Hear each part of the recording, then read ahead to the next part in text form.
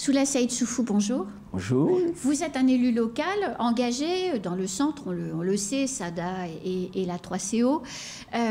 Vous êtes engagé, vous réfléchissez beaucoup sur les évolutions de la société et vous vouliez qu'on aborde les conséquences de cette guerre en Ukraine pour l'économie locale. Quelles sont ces conséquences? On le voit en ces temps difficiles. Il faut le dire d'abord que nos aïeux, nos parents ont eu raison d'avoir choisi la France et la France a eu raison d'avoir choisi de participer à la création de l'Union européenne et la France a eu raison d'avoir choisi l'OTAN pour assurer la sécurité de l'ensemble des Français et des Mahorais en particulier. Pourquoi? En ces temps difficiles, nous voyons un pays, l'Ukraine, face à deux blocs, la Russie et l'Union européenne, un pays pris en étau entre ces deux puissances et qui a fait le choix de demander une intégration accélérée, qui n'est d'ailleurs pas prévue par les traités, mais compte tenu des conséquences de l'invasion russe, a demandé une adhésion accélérée au sein de l'Union européenne. Tout le monde, en tout temps, crie à l'inutilité de l'Union européenne. Mais on voit, en ces périodes difficiles, à quel point un pays attaqué peut avoir besoin de soutien et de soutien d'une plus grande communauté de plusieurs États pour faire face à la crise. Alors pour en venir aux conséquences, vous le savez, l'Ukraine est un grand pays, un producteur de blé, un producteur de beaucoup de matières premières. L'un des premiers au monde. L'un des premiers au monde qui fournissent de la farine, de blé, de maïs à l'ensemble des économies mondiales. Notamment l'Europe. Évidemment l'Europe. Je suis allé, il y a 2 jours, acheter mon pain, comme à mon habitude le matin chez mon boulanger préféré de Sada, et j'ai vu que j'avais moins de pain. Je lui ai posé la question, mais cher ami, qu'est-ce qui se passe? Et il m'a dit, Poutine a fait augmenter le prix du pain. Et ça se voit, c'est extrêmement concret. Nous voyons aussi que la question du gaz, la question du pétrole et des hydrocarbures de façon générale, et l'Ukraine et la Russie sont des producteurs aussi. De gros producteurs. De gros producteurs. On voit déjà que... Ils chauffent l'Europe, hein, il faut bien le reconnaître. Absolument. Et on voit déjà que les prix à la consommation, et on le voit derrière nous, augmentent, oui, parce que les avions, parce que les bateaux qui transportent tout ça fonctionnent aux hydrocarbures. Et donc tout cela va se répercuter fortement sur le pouvoir d'achat des Mahorais, et c'est extrêmement concret. Alors, à propos du pouvoir d'achat des Mahorais et du très concret, je voudrais prendre 2 exemples, Soula Saïd Soufou, si vous êtes d'accord avec moi. Parlons de la filière œufs, qui est peut-être l'une des filières, des premières filières sur lesquelles Mayotte est autosuffisant, sauf en période de Ramadan, on le sait tous. L'œuf, c'est la protéine animale la moins chère qui existe sur le marché. C'est valable à Mayotte, mais c'est valable également ailleurs en France. Et c'est donc souvent la seule protéine animale que les enfants les plus pauvres consomment. Sauf que si le prix du blé augmente, et vous le voyez déjà avec votre pain, si le prix du blé augmente, le prix de l'alimentation pour les poules va augmenter. Donc le prix de l'œuf va augmenter. Est-ce que les plus pauvres d'entre nous pourront toujours acheter des œufs? Ça va être de plus en plus compliqué, il faut se le dire. Le pouvoir d'achat des Mahorais est déjà en berne depuis pas mal de temps et nos entreprises sont également impactées par tout cela. Il faut sauver la filière de production des œufs à Mayotte, car on ne doit pas faire l'erreur que nous avons faite avec la filière aquacole, que nous avons laissé tomber, qui était le fleuron, la fierté de notre économie. J'avais moi-même participé, en ma qualité d'ancien directeur des affaires européennes, du conseil départemental, au projet de renforcement de cette filière. Et j'ai eu beaucoup de peine en quittant ces fonctions de voir après qu'on avait laissé tomber cette filière. On ne doit pas faire la même erreur avec les œufs. C'est une filière prometteuse et qui nourrit la population, vous le disiez, notamment les plus pauvres. Nous avons besoin d'un plan et le président de la République parlait de quoi qu'il en coûte. On ne peut pas... Pour le Covid. Pour le Covid. Mais... Il a parlé pour l'Ukraine, enfin en tout cas pour la guerre, de plan de résilience économique. Bien. Vous voyez qu'on commence à oublier déjà les promesses. Bon, mais en étant très concret pour Mayotte, nous devons ici localement, si l'État ne le fait pas, il faut que le conseil départemental soit aux côtés des Mahorais. Et être aux côtés des Mahorais, c'est être aux côtés de leurs entreprises, et notamment des plus petites qui nourrissent la population. On ne peut pas les laisser tomber, et moi je serai à leur côté dans cette bataille pour la sécurité alimentaire. Alors, on a aussi à côté une autre filière qui est en train de se développer, c'est celle des poulets de chair, puisque un abattoir est en cours de construction. Il y a beaucoup d'argent mis sur la table pour faire décoller cette filière. Effectivement, les Mahorais mangent beaucoup de poulet. Aujourd'hui, on peut acheter déjà du poulet local, le fameux Montpouletti. Mais si les prix de l'alimentation de ces animaux augmentent, le prix in fine va...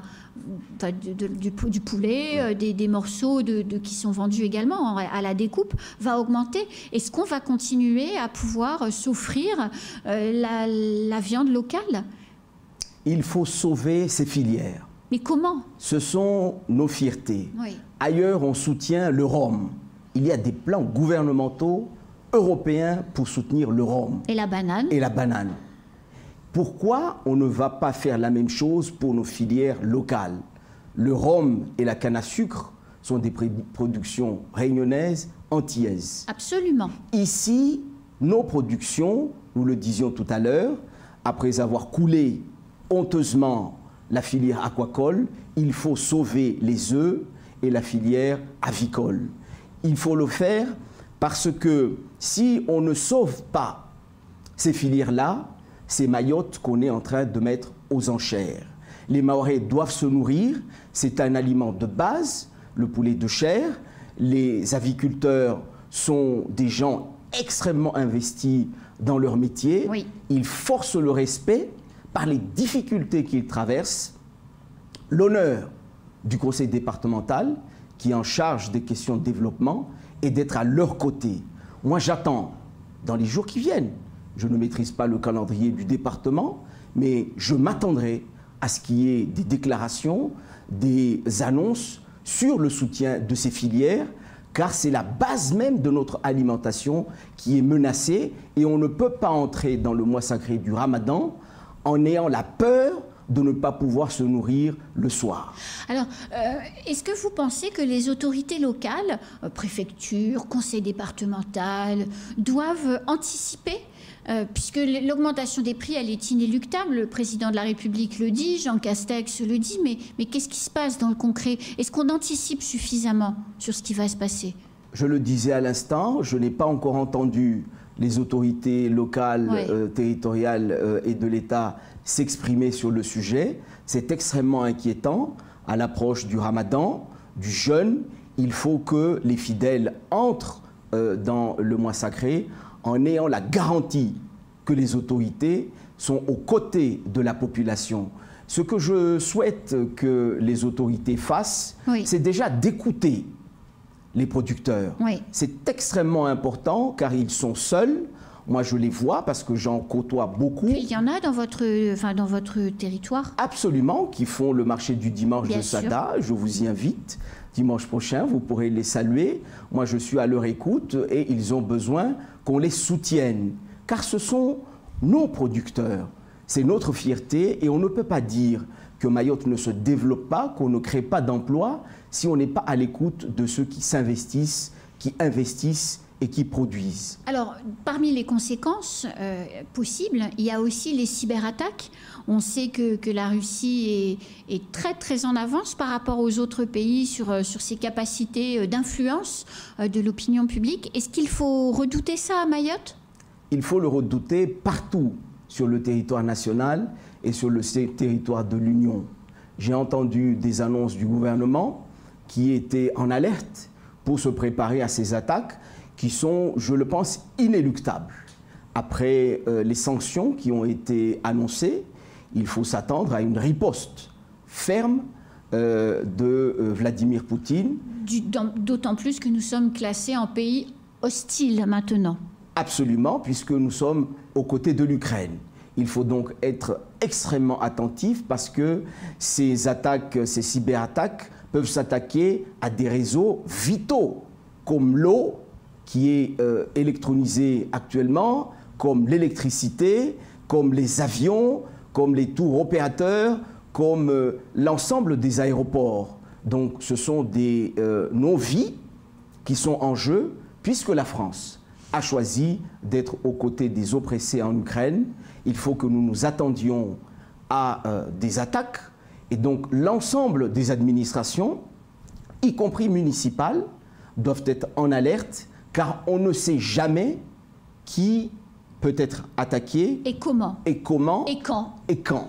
Alors, il y a une autre question en termes de conséquences économiques. Au moment où on parle de développement de la coopération régionale, on le voit, l'Union africaine n'est pas très à l'aise dans les soutiens à afficher ou à dénoncer par rapport aux actions russes. Ils ont prétexté le post-colonialisme pour dire ce n'est pas notre problème et nous nous abstenons.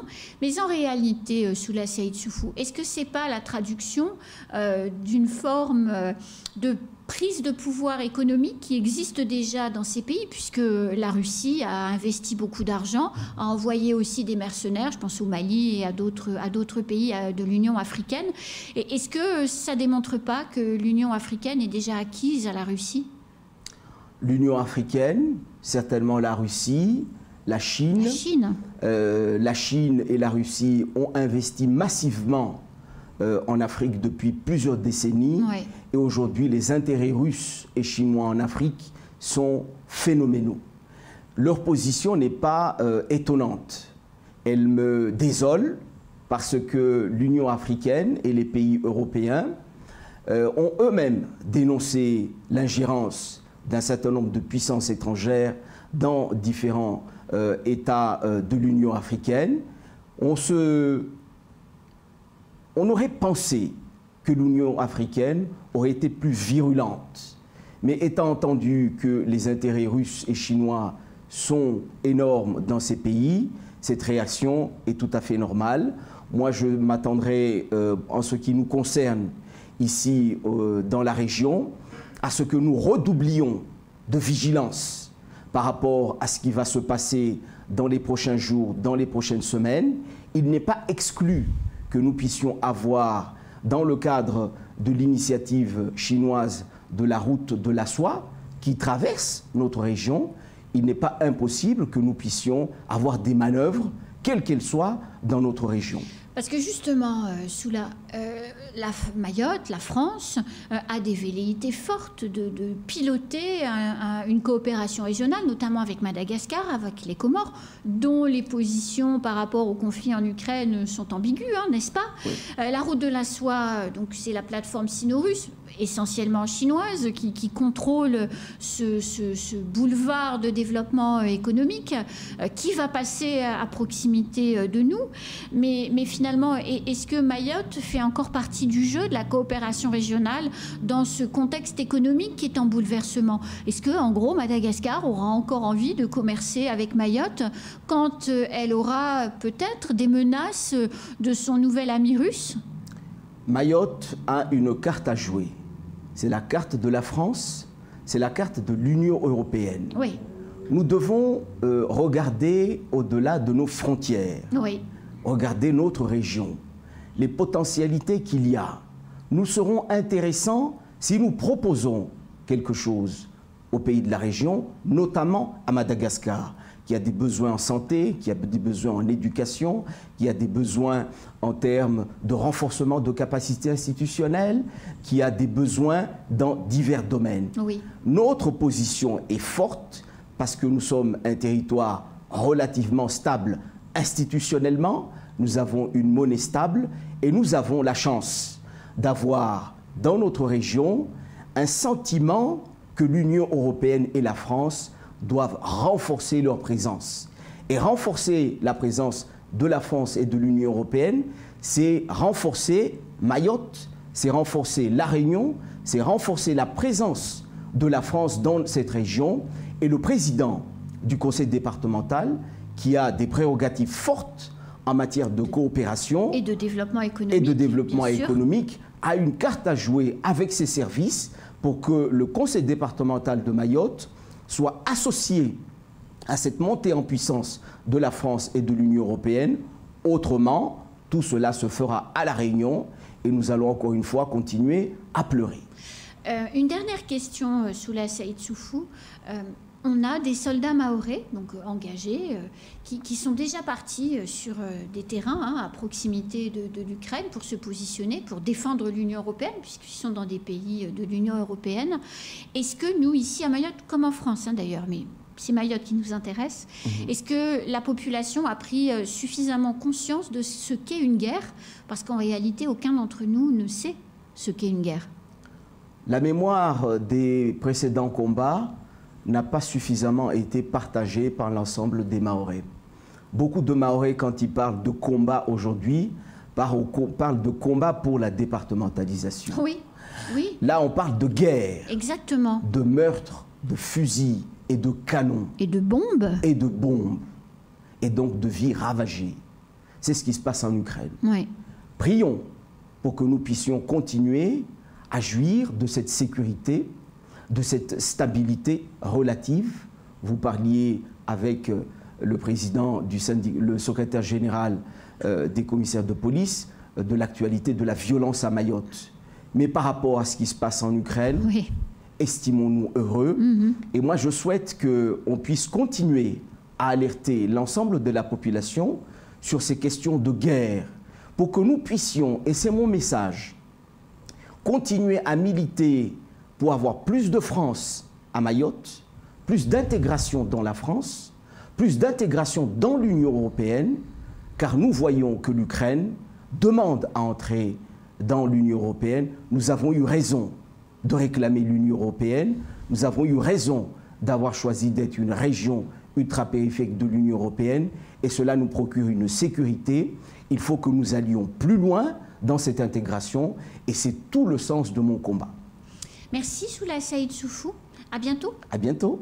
C'est la fin de ce temps de parole. Tout de suite, la suite de nos programmes.